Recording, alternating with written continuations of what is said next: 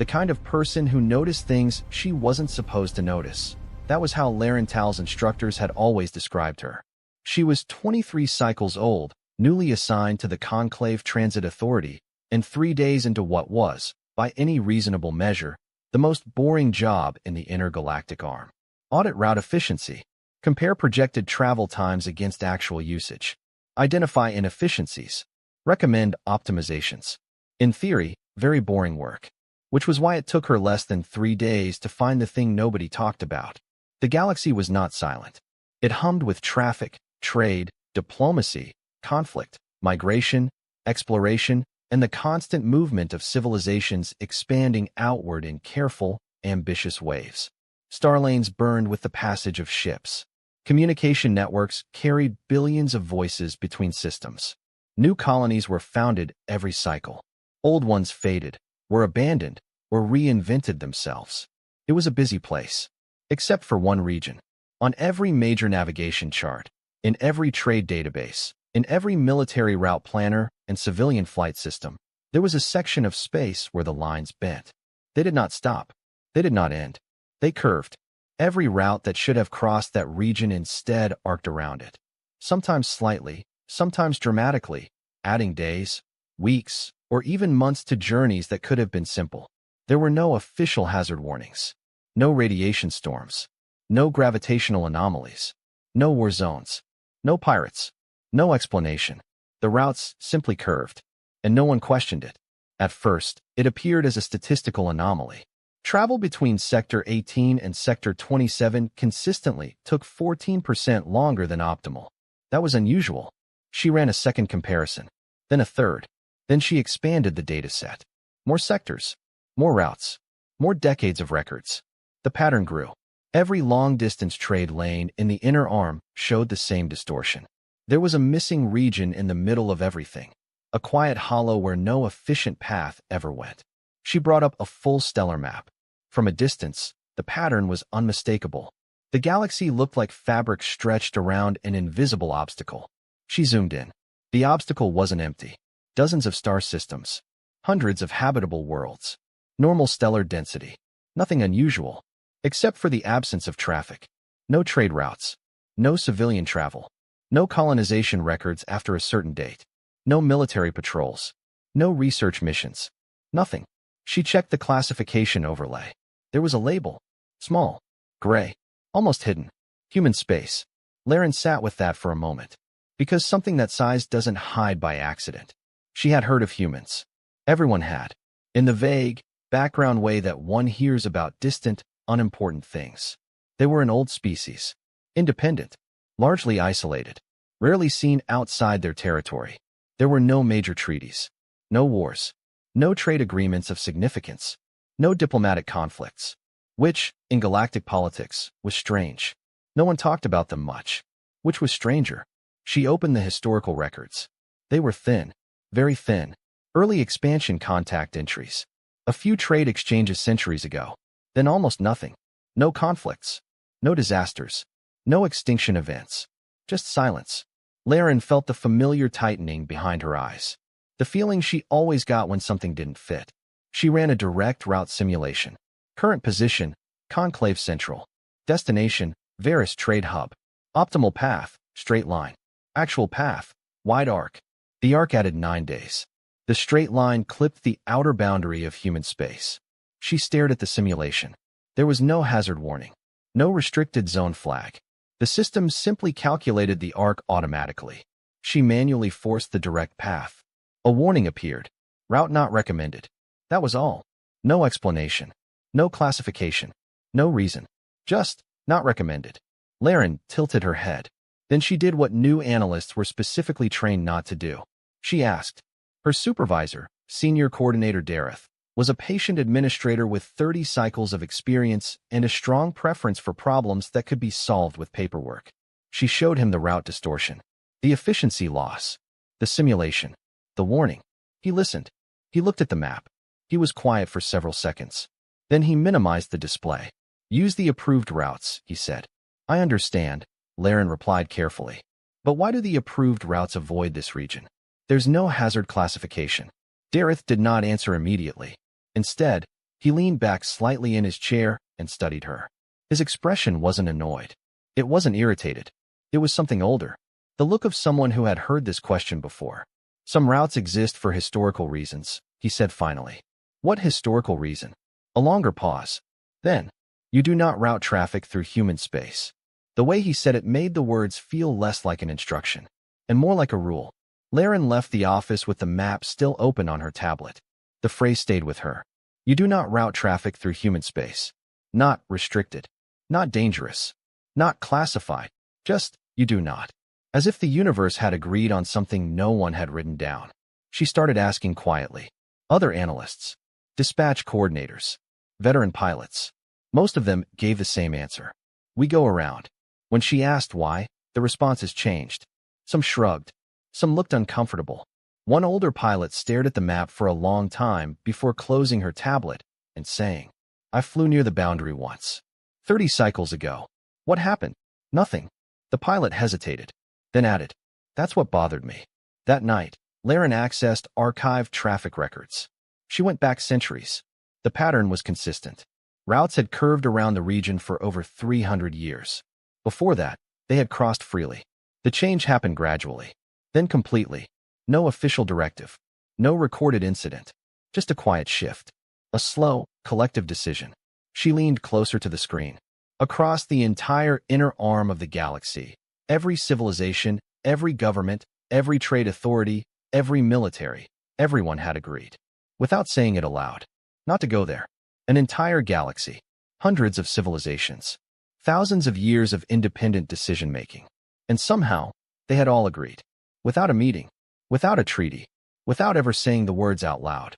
The next morning, something else appeared in the system. It was a minor alert. Routine. Easy to miss. A civilian cargo vessel, independent registry, had filed an emergency route correction. Drive instability. Fuel reserves low. Closest safe path required boundary crossing. The system had calculated the optimal solution. A straight line. Through the outer edge of human space. The request had been approved automatically. There were no restrictions. No official prohibition. The ship transmitted its new course. And then the network traffic around the alert began to change. Dispatch nodes flagged it. Then regional monitoring systems. Then long-range observation. Within an hour, the vessel's trajectory was being watched by 7 different authorities. No one intervened. No one redirected it. No one issued a warning. They simply watched. The cargo ship reached the boundary. Its beacon crossed the line. And across the transit network, something strange happened. Conversation stopped. Somewhere behind her, someone refreshed a sensor feed for the 4th time in a minute. Emergency channels went quiet. Even the senior coordination floor fell silent. Laren stood in the observation room, staring at the moving signal. No alarms. No panic. No orders. Just silence. The kind of silence that spreads when everyone is waiting for something they already expect.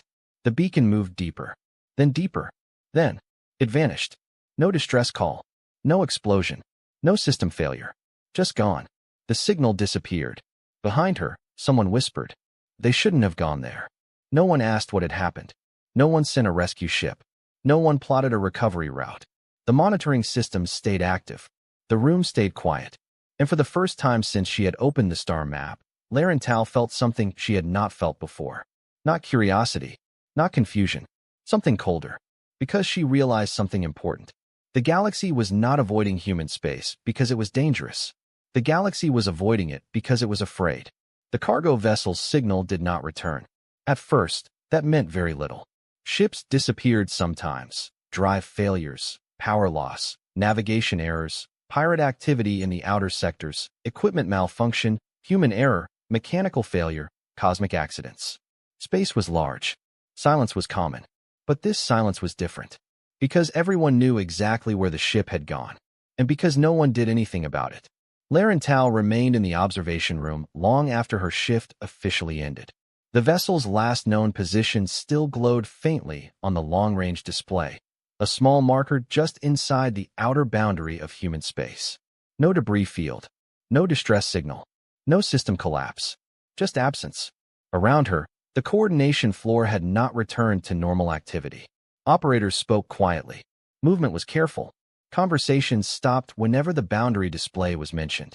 Every few minutes, someone refreshed the long-range sensor feed. The result was always the same. Nothing. 2 hours after the disappearance, a meeting was called. Not an emergency session. Not a crisis response. A coordination review. Laren did not have clearance to attend, but she had worked long enough in the transit authority to understand how institutions behaved during real emergencies. This was not how they behaved. There were no rescue preparations, no deployment requests, no route planning, no contingency modeling. Instead, the system issued a quiet administrative notice. Boundary monitoring increased. No further action required. Laren read the message 3 times. No further action required. A civilian vessel had vanished, and the official response was to watch. She found Senior Coordinator Dareth outside the briefing room an hour later. "Sir," she said, keeping her voice careful, "are we dispatching a recovery vessel?" Dareth stopped walking. For a moment, he did not turn around. When he finally did, his expression was the same one he had worn the day before. Not irritation, not impatience. That same old, quiet look. "How long have you been with the authority, Analyst Tao?" he asked. 3 months. He nodded once. "Then this will be new to you." He hesitated. Then he said, very calmly, "We do not send ships into human space." Laren felt the words land with more weight than the sentence contained. "What if the crew is alive?" Dareth did not answer immediately. Instead, he asked, "Do you know how many vessels have entered that region in the last 3 centuries?" She shook her head. "Very few," he said, "and none of them were recovered by outside forces. Because no one tried." Dareth's silence lasted long enough to become an answer. He simply walked away. The non-answer was worse than anything he could have said. By the end of the first day, the monitoring network had expanded. Long-range observation arrays across 4 sectors were now tracking the last known trajectory. Military listening posts were quietly connected to the feed. Private shipping networks had begun watching as well. No official announcement was made. No public alert was issued. But information spreads quickly in systems built on communication. By the second day, every major transit hub in the Inner Arm knew. A civilian ship had crossed into human space and disappeared. The reaction was not panic. It was something stranger. The busy traffic network slowed. Several independent carriers filed route adjustments to increase their distance from the boundary. A mining convoy postponed departure. A passenger liner requested a long detour that added 12 days to its schedule. No one said why. They just moved away. Laren spent most of the second day in the observation room. The signal did not return. The long-range sensors showed nothing. No debris. No energy signatures. No drive wake. No emergency beacon. Nothing leaving. Nothing entering. It was as if the ship had crossed a line and been erased. On the third day, the Conclave Transit Authority received a message from the Defense Coordination Office. It was brief. "Confirm. No recovery operation planned." The reply from Transit Command was immediate. "Confirmed." No discussion. No argument. No hesitation. Laren read the exchange through the internal routing system and felt a slow, cold understanding settle into place. This was not a technical decision. It was not logistical. It was not resource-based. It was policy. An old one. Older than anyone currently working the floor. Later that day, she overheard 2 senior planners speaking in the corridor. "Crew of 6, one of them said quietly. 7, the other corrected. A pause. They knew the risk. Another pause. Everyone knows the risk. That evening, the long-range monitoring room filled with people who did not normally work there. Transit analysts. Military observers. 2 conclave representatives. No one gave orders. No one made announcements. They simply stood and watched the empty region where the signal had disappeared. The atmosphere reminded Laren of something she could not quite name. Not fear. Something quieter. The feeling of waiting outside a sealed room. Not expecting good news. Just waiting for confirmation of what everyone already believed. Near the end of the third day, the boundary display flickered. The change was small. Easy to miss. One of the long-range sensor operators leaned forward. "New signal," he said. The room went completely silent. A beacon had appeared. Far inside human space. Moving. Fast. Too fast. The trajectory was wrong. The position was impossible. The signal identifier resolved. It was the missing cargo ship. No one spoke. The beacon continued moving. Not back toward the entry point. Not along its original course. It was crossing the region. Deep. Straight through the middle. The speed calculations updated. Then updated again. The vessel had traveled in less than 3 days a distance that should have taken 2 weeks. No one in the room tried to explain it. They just watched. The signal reached the far boundary, crossed it, and re-entered open space. The ship was intact. Power stable. Drive signature normal. Then a transmission began to broadcast. Not a distress call. Not a warning. A message. Looping. Repeating. The voice of the ship's captain filled the monitoring room. And what he said did not match anything anyone in the room had expected. The captain's voice filled the monitoring room. Steady, controlled, but carrying a tone Laren had heard only a few times before. Not panic. Not relief. The sound of someone whose understanding of reality had just been rearranged. This is Captain Miros of the cargo vessel Horizon Field. We experienced drive instability and were forced to alter course. Fuel reserves were insufficient to reroute. We crossed the boundary into human space under emergency conditions. A brief pause. We expected consequences. No one in the room moved. They located us within 8 minutes. The silence in the monitoring room deepened. Multiple vessels. Large. Fast. They surrounded us completely. We did not attempt to run.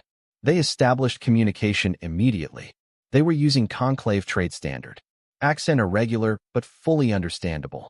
They asked what was wrong with our drive. Several people in the room exchanged quick glances. We informed them of the malfunction. They requested permission to come aboard. A longer pause. We granted permission. The captain's voice shifted slightly there. Not in volume. In tone. We expected inspection. Or confiscation. Or detention. Another brief silence. They brought tools. The room did not react. Not yet. Everyone was still waiting for the part that made sense. A human engineering team boarded the vessel. For individuals. They worked for approximately 3 hours. A breath. They repaired the drive. Another pause. They declined payment. Someone near the back of the room made a small sound. Not disbelief.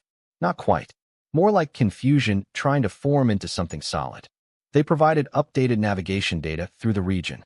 Recommended a transit corridor to avoid heavy traffic. Traffic. Not danger. Not military presence. Not a warning. Traffic. As if that region of space had roads. As if ships moved through it every day. They assigned 2 escort vessels to our ship and guided us to the far boundary. When we reached open space, they transmitted a departure message. The captain's voice lowered slightly. Travel safely. Next time, send a notice. We will meet you sooner. The transmission looped. Started again from the beginning. No alarms sounded. No one spoke.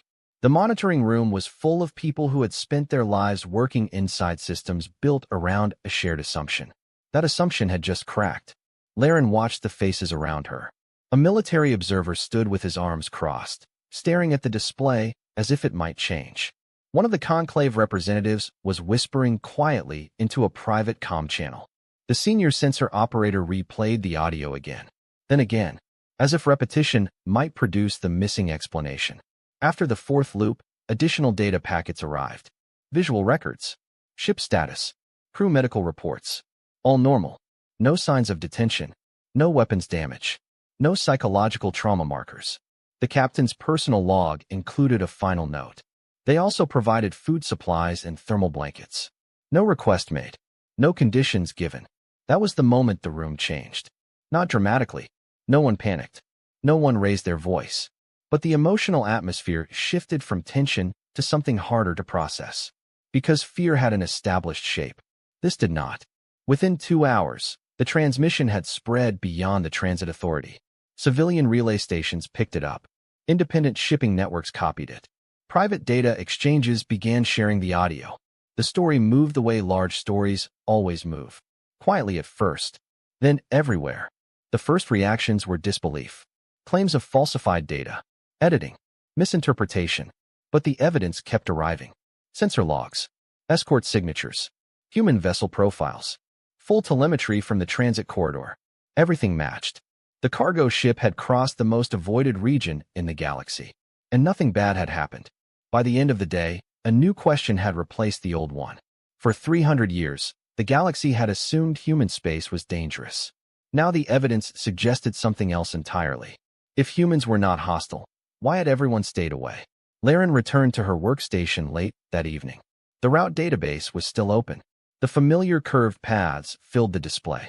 Hundreds of years of detours. Millions of wasted transit hours. Entire trade systems built around avoidance. She highlighted the straight-line route through human space. Travel time reduction, 18%. Fuel savings, significant. No hazard classification. No restriction code. Just, not recommended. She opened historical routing records. Then expansion-era trade archives. Then early contact logs. The data was thin. Strangely thin. Entire decades with almost no mention of human interaction. Records that ended abruptly. References to meetings with no attached minutes. Classification notices with no explanation. The gaps formed a pattern. And patterns were what she understood. Across the transit network, ships were still rerouting away from the boundary. No policy had changed. No official statement had been issued. Fear, once learned, did not disappear in a single broadcast. But curiosity had begun. And curiosity moved more slowly than fear. But it moved. Late in the station cycle, Laren received an internal notice. A conclave review committee was requesting all historical transit records related to human space. Level 7 archive access authorized. Temporary research clearance granted. She read the authorization twice, then opened the deep archive interface. If the fear was not based on danger, then it had come from somewhere else. And whatever that source was, it had been buried for a very long time. Laren leaned forward and began reading. The Level 7 archive did not look impressive. No dramatic interface. No security warnings flashing across the screen. Just a simple text line at the top of the terminal. Restricted access granted. Laren stared at it for a moment. Then she began searching. At first, she looked for anything directly labeled human contact. The results were sparse. Too sparse. A few early exploration encounters. Trade exchanges from centuries ago. Diplomatic acknowledgments with minimal detail. Then long stretches of nothing. No conflicts. No treaties. No border disputes. No cultural exchange records. For a region that covered hundreds of systems, the documentation was strangely thin. Laren leaned back. Absence, she knew, was also data. So she stopped searching for humans and started searching around them. She pulled expansion-era logs from multiple species archives. The period roughly 800 to 1,000 years ago, when most current civilizations had first reached interstellar capability. That was when first contacts happened. That was when the shape of galactic relationships had formed. And that was where the pattern began to appear. Humans were everywhere. Not in large fleets. Not in military formations. Not in territorial claims. They appeared the way background figures appear in a long story. Unexpected. Uninvited. Consistent. The first complete record she read came from a Keth survey expedition. The Keth vessel had entered a star system believed to be unclaimed. Upon arrival, they detected a human ship already in orbit. The encounter log was clinical. Precise. Emotionally neutral. But the content was unusual. The human vessel had opened communications immediately, using imperfect but functional Keth language. They asked the purpose of the survey. The Keth commander explained. The human crew then transmitted a full system analysis. Orbital hazards, resource distribution, gravitational modeling. Data that would have taken the survey team weeks to collect. The log noted. Information provided freely. No compensation requested. The final entry recorded the human captain's departure message. You'll be meeting more of us out here. Don't worry. Most of us are reasonably polite. Laren read that line twice, then moved on. The next set of records came from early year colonization archives. A year settlement team had arrived at a newly claimed world. They discovered a small human research outpost already present. There was no conflict, no territorial dispute. The humans simply relocated to another continent. Within a year, trade had begun. Within 2 years, shared infrastructure projects were documented. A private year colonist journal, later archived, contained a single line. They seem excited to meet everyone. The pattern repeated. Again and again. Thessal diplomatic records described a border conflict between 2 Thessal factions. The dispute had lasted nearly 4 years. Then a human mediator arrived. Uninvited. The mediation process lasted 3 weeks. A binding agreement was reached. The mediator declined payment. The closing note stated, human representative departed immediately to assist another conflict in a separate system. Dreth military archives were harder to read, formal, dense, but the pattern was there as well. During early expansion skirmishes, human vessels had appeared repeatedly, not as combat forces, as intervention teams. They positioned themselves between opposing fleets, opened communications, refused to withdraw. A Dreth commander's field report included a line that caught Laren's attention. They do not behave like a military force. They behave like individuals who believe the fighting is a misunderstanding that can be corrected. By the second day of research, the shape of early human expansion was clear. They did not conquer territory. They did not build empires. They did not establish trade monopolies. They moved, constantly surveying, exploring, observing. And whenever they encountered a problem, conflict, disaster, resource collapse, they inserted themselves into it. Not as rulers, not as owners, as helpers. They shared technology, medical knowledge, agricultural methods, environmental stabilization techniques, navigation data, communication frameworks, most of it freely, most of it without formal agreements, and often without being asked. Not all records were positive. There were cultural misunderstandings, human teams that acted too quickly, situations where help had disrupted local systems, instances where their presence was described as overwhelming, intrusive, persistent. One Thessal cultural report described them as well-intentioned to the point of exhaustion, but the overall pattern remained consistent. For several centuries, humans appeared across the expanding galaxy as a stabilizing force. Where conflicts grew, they intervened. Where systems failed, they assisted. Where new civilizations emerged, they showed up. And then, approximately 400 years ago, the pattern stopped. Not abruptly, gradually. The records became thinner. Human encounters became less frequent, then rare, then absent. By 3 centuries ago, the archives showed almost no active human presence outside their core region. At the same time, something else appeared in the surrounding documentation. Policy changes. Quiet ones. Trade routes began to shift, not through official directives, through recommendations, efficiency adjustments, historical navigation advisories. Military patrols were reassigned. Exploration requests near human space were denied. Not prohibited, just redirected. Then came the classification notices, meeting references with restricted minutes. Intergovernmental sessions labeled Level 7, Strategic Coordination. Participants included the 3 oldest galactic powers, the elder nations. The meeting summaries were missing, but the outcomes were visible.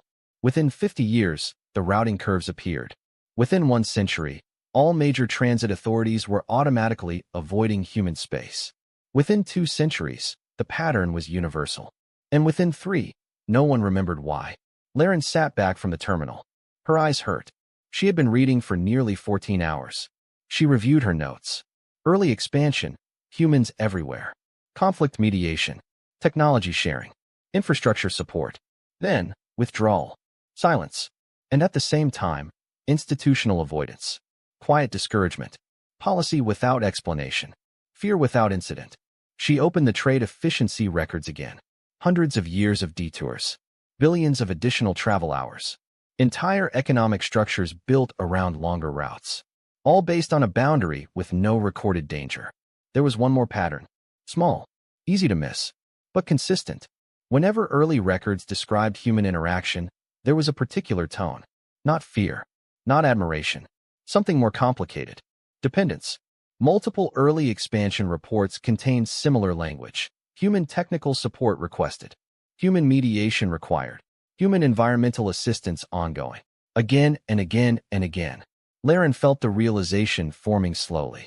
Not a sudden insight. Something heavier. Something structural. If humans had remained active across the galaxy, if every major crisis eventually involved human assistance, then over time, other civilizations might stop solving their own problems. Think about it concretely. If every time a civilization faced a food shortage, humans arrived with solutions, what happened to that civilization's own farmers? Its own engineers? Its own sense of capability? What happened to the muscle you never used? It didn't stay strong. It quietly forgot how to work. Multiply that across every system, every crisis, every generation. And the result wasn't partnership. It was erosion. She searched for the earliest elder nation coordination meeting.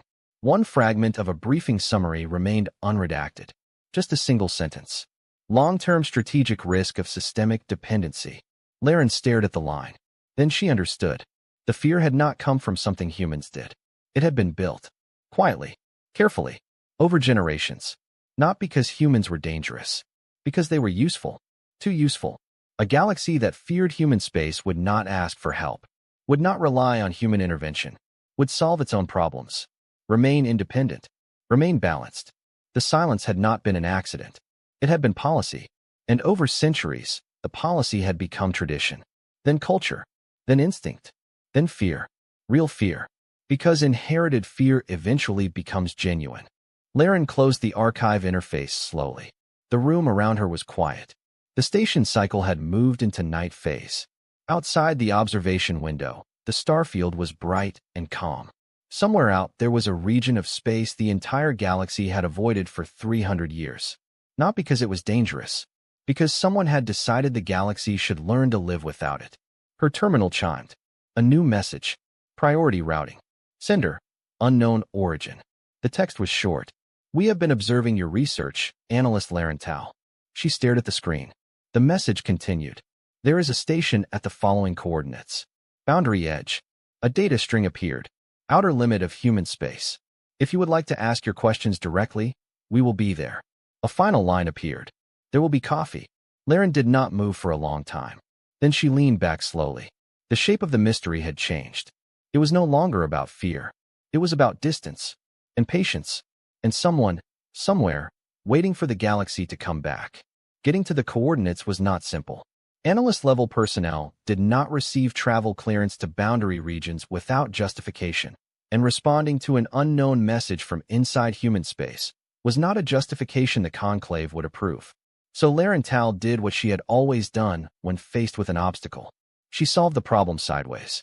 The opportunity appeared 3 days later. A long-range survey vessel, CTS Meridian, was preparing for a scheduled gravitational mapping run along the inner boundary sectors. The mission required a data verification specialist. Laren volunteered before the request had finished circulating. Her supervisor hesitated, then approved it. No one questioned why a junior analyst wanted field experience near the most avoided region in the galaxy. Because officially, there was nothing unusual about that region. The Meridian's route would not pass directly through the coordinates, but it would come close. Close enough. Laren spent the first 2 days of the journey doing exactly what made people trust her. She organized survey data, corrected calibration drift, identified a sensor alignment error that would have invalidated 3 days of readings. By the 3rd day, the vessel's survey director, a careful Keth scientist named Orenval, had begun treating her less like temporary staff and more like essential support. On the 4th day, Laren showed her the message. She did not summarize. She explained the archives, the routing patterns, the missing history, the invitation. Oren listened without interrupting. When Laren finished, the scientist remained silent for nearly a full minute. Then she asked a single question.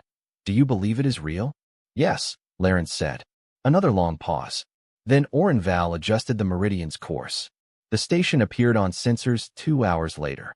It was not what Laren had expected. She had imagined something large. A fortress. A military installation. Something that explained 3 centuries of quiet fear. What appeared on the display was small. Modest. Roughly the size of a regional trade outpost. It sat exactly on the boundary line. Not inside human space. Not outside it. Precisely between. As if it had been placed there for visitors who were not ready to cross. 2 ships were docked. Their design did not match any known conclave architecture. Not aggressive. Not defensive. Just efficient. Clean lines. No visible weapon systems, which either meant they had none, or they did not feel the need to display them. The station hailed the Meridian before standard communication range. The voice that came through spoke conclave trade standard, the accent precise, careful, like someone who had studied the language thoroughly rather than grown up using it. Conclave, Vessel Meridian. Welcome to Boundary Station 12. You are expected. Please proceed to Dock 2. Refreshments are available. Orenval looked at Laren. Refreshments? She asked. Yes, the voice confirmed. Coffee. The docking bay interior was warm. Not artificially warm. Comfortably warm. The kind of warmth that came from a place where people spent time living, not just working. The air carried a faint scent, rich and unfamiliar. Later, Laren would learn it was roasted coffee. At the time, she only noticed that it made the space feel inhabited. Two humans were waiting at the airlock. The first was a woman, tall by most species standards, dark hair threaded with gray, simple practical clothing with no visible insignia. She stood with relaxed balance, the posture of someone completely comfortable in low gravity. Her eyes focused on Laren immediately, not evaluating, not assessing, just attentive. The second human, a man with lighter skin and a short beard, was holding a tray with several cups. Steam rose from them. Analyst Laren Tao, the woman said. It was not a question. I am Commander Yara Solis. This is Dr. Patel. He insisted on the coffee. Dr. Patel nodded politely and offered the tray. Laren accepted a cup automatically. The warmth surprised her. The smell was stronger up close. Comforting, somehow, despite being unfamiliar. We were not expecting the survey vessel, Commander Solis said, glancing briefly at Orenval. But it is good that you brought a witness. A witness to what? Laren asked. The commander paused. Her expression shifted slightly. Not quite a smile. Something close to it. To the end of a very long misunderstanding. The meeting room had clearly been prepared for non-human visitors. Adjustable seating. Environmental controls tuned for mixed atmospheres. A display wall currently blank. Dr. Patel refilled cups as soon as anyone's was half empty. He did it automatically, without asking. The gesture felt oddly significant. Laren decided not to begin with formalities. I accessed the historical archives, she said. I know the early contact records. I know about the withdrawal. I know the silence was not accidental. Commander Solis nodded. We know, she said. You knew I was researching? We monitor information patterns near the boundary. When someone reads the full archive chain instead of stopping at the summary level, it attracts attention. Why didn't you stop me? The commander's expression warmed slightly. Because you kept reading. There was a brief silence. Then Laren asked the question that had been building for days. The cargo vessel. Horizon Field. Did you arrange that incident? No, Solis said immediately. That was a genuine emergency. They needed help. We helped them. A pause. But we did make one decision. We allowed the transmission to leave unfiltered. We wanted the galaxy to hear it. Why now? The commander took a slow breath. We agreed to withdraw 400 years ago. Voluntarily. We were expanding too quickly, intervening too often. Other civilizations were beginning to rely on us. That was the elder nation's concern, Laren said. Yes, and they were not entirely wrong. Another pause. The withdrawal was meant to be temporary. A period of consolidation. A time to develop better protocols for contact and assistance. What happened instead? Orenval asked quietly. The silence became a story, Solis said. And the story became fear. Laren felt the weight of that settle. You didn't create the myth. No. But by the time we understood how widespread it had become, it was already embedded across multiple civilizations. And the elder nations had built their political stability around maintaining it. So you waited. We waited for the question to come from the inside. The commander looked directly at Laren. We were waiting for someone who had earned the answer. Dr. Patel set a small object on the table. A data module. Compact. Unmarked. 400 years of research, Solis said. Medical. Environmental. Engineering. Agricultural. Energy systems. Navigation optimization. She slid it gently toward Laren. No conditions. No agreements required. No negotiations. Laren stared at it. Why give this away? The commander's expression softened fully now. Because that is what we do. Laren hesitated. Then she asked the final question. What do you want from the galaxy? Commander Solis considered that. Then she said, we would like to be neighbors again. Outside the observation window, the boundary line was invisible. On one side lay 3 centuries of fear. On the other, a civilization that had simply been waiting. Laren held the data module carefully in both hands. It was lighter than the decision it represented. Because once this information reached the conclave, the galaxy would have to choose what to do with the truth. Laren Tao made sure the conclave did not receive the information quietly. Before departing Boundary Station 12, she opened a standard survey transmission channel, the kind that automatically logged environmental data back to Conclave Central. It was routine, unremarkable, always active during field operations. Then she did something slightly unusual. She flagged the channel for live archival priority, which meant everything transmitted through it would bypass normal routing delays and be recorded immediately in the central system, including the meeting, including the conversation, including the data module. By the time the Meridian undocked, Conclave Central was already receiving the full record. And once something entered the Conclave archive system, it was very difficult to keep it contained. The first response came within 2 hours. A simple acknowledgement ping, then another, then a flood. Authorization requests, verification demands, security alerts, priority session notifications. By the time the Meridian cleared the boundary sector, 3 emergency meetings had been called by 3 different governing bodies. For an institution that had once spent 9 years debating standardized docking light colors, the speed was extraordinary. The official public statement did not come immediately. First came internal confirmation, cross-checking the archive fragments, verifying early contact records, validating the data module's contents, confirming that the Horizon Field incident had not been fabricated. Within 12 hours, the conclusion was unavoidable. The historical gaps were real. The policy pattern existed, and the silence surrounding human space had not formed naturally. By the next cycle, the information had begun to leak. Not intentionally, simply because too many people now had access to it. Archive analysts, transit authorities, medical researchers, science divisions, diplomatic aides. And once information reached enough mid-level personnel, it spread the way all significant information spread. Quietly, then everywhere.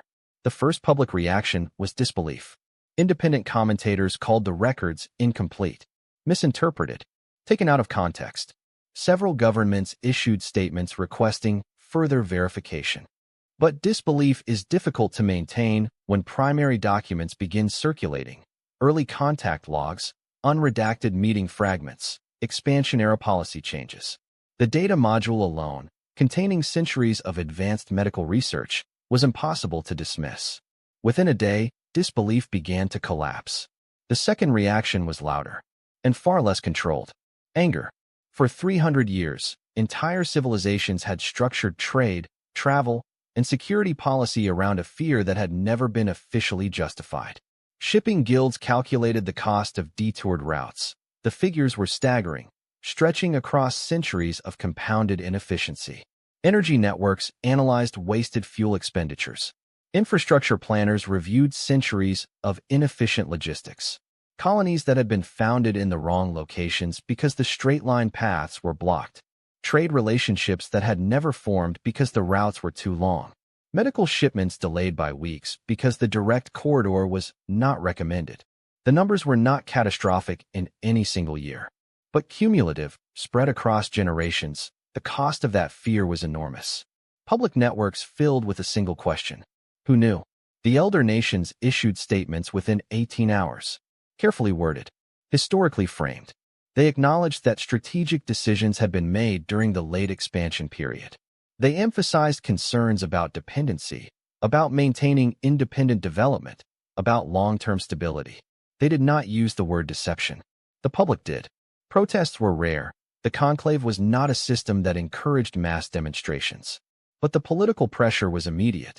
Delegations from smaller member civilizations demanded full archive access. Trade coalitions requested route policy reviews. Independent oversight committees were formed within 2 cycles. For the first time in 3 centuries, the question that had never been asked was now unavoidable. If humans were not dangerous, why had everyone been told to stay away?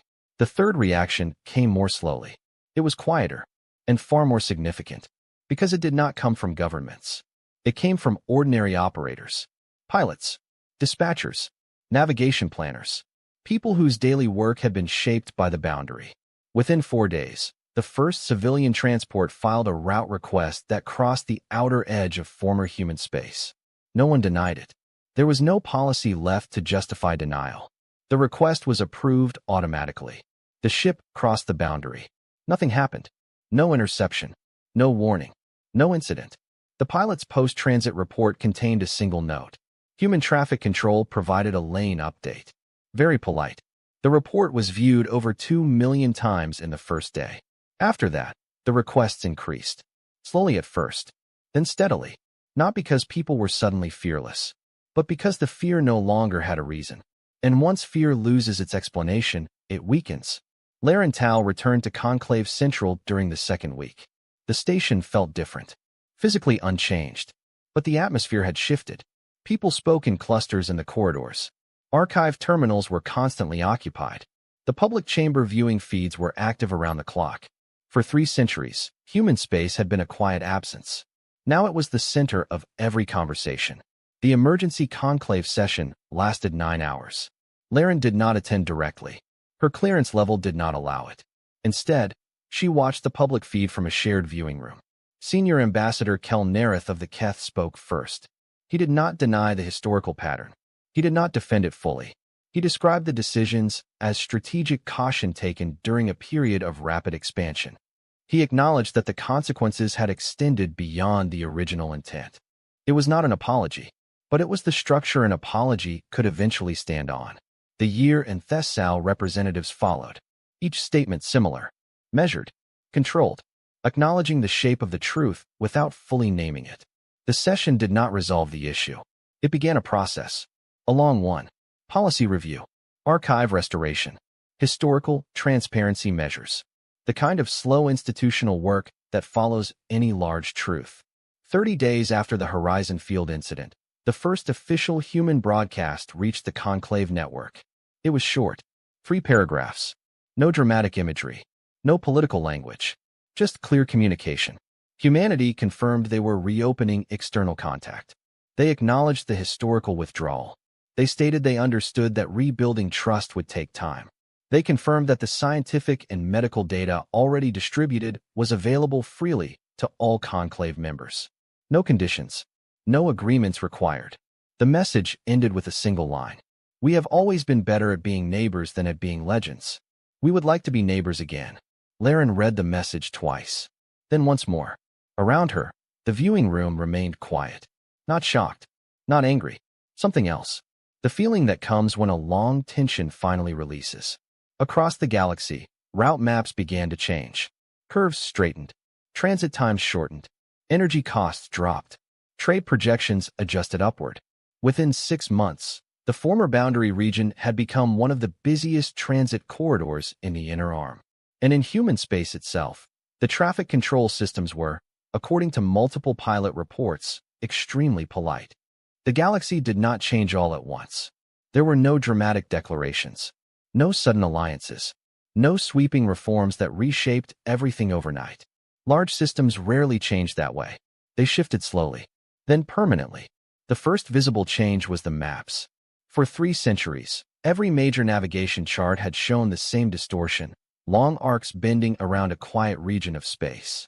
Within months of the Conclave review, the arcs began to straighten. Transit authorities updated efficiency models. Fuel projections dropped. Shipping schedules tightened. Travel times across the Inner Arm fell by an average of 12%. It was a small number, until you multiplied it by every ship. Every day? For years. The first commercial convoy to plot a full transit through former human space reported nothing unusual. The second reported improved traffic coordination. The third noted something unexpected. Human traffic control had rerouted their convoy to avoid a developing debris field before the Conclave monitoring systems had detected it. The report concluded, they appear to have very good sensors. Human vessels began appearing beyond their boundary. Not fleets. Individual ships. Survey craft. Medical transports. Research platforms. Independent traders. They did not arrive in formation. They arrived the way early archive records had described. Curious. Polite. Frequently helpful. The first joint medical exchange program reduced treatment mortality for 3 rare atmospheric diseases by nearly 30%. Human agricultural stabilization systems were installed on drought-risk colony worlds. Energy grid optimization models, developed during humanity's isolation period, improved power efficiency across multiple systems. The improvements were not dramatic individually, but they accumulated, the way useful things always did. Some governments remained cautious. Some trade authorities imposed monitoring requirements. Some military commands tracked every human vessel movement. But none of them reinstated the old boundary. because the old boundary had never been based on evidence. And once that was understood, it could not be rebuilt. 6 months after Boundary Station 12, the Conclave established a permanent liaison office. The official designation was Human Conclave Cooperative Interface. The unofficial name, used by nearly everyone within a week, was the Neighbor Office. Laren did not expect to be involved. She was still a junior analyst, still new, still several levels below diplomatic assignment, which was why the message she received surprised her. Commander Solis requests Conclave representative presence at Boundary Station 12 expansion ceremony. Analyst level clearance acceptable. Preference: individual familiar with initial contact records. There will be coffee. Boundary Station 12 had grown. Not dramatically, just enough. Additional docking space. Expanded environmental controls.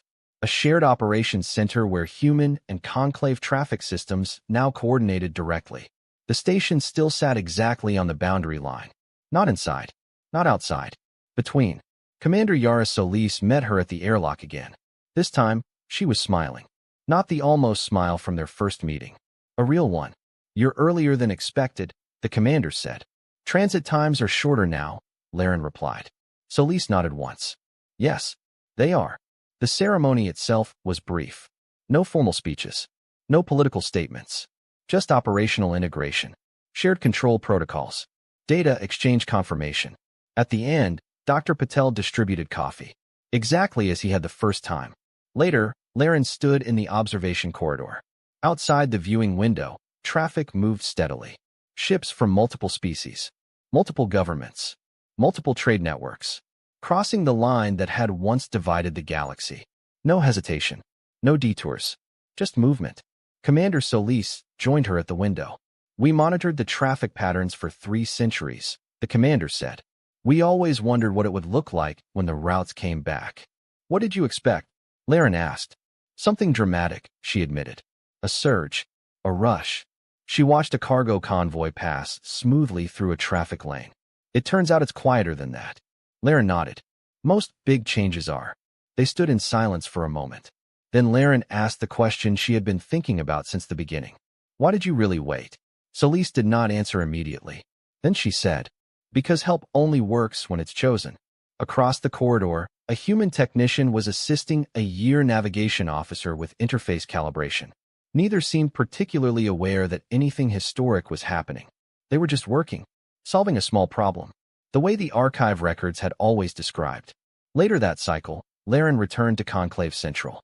The garden level was quiet. The mixed scent of plants from multiple worlds drifted through the air. She sat on a bench and opened the latest transit summary. Former human space was now one of the 3 highest volume corridors in the inner arm.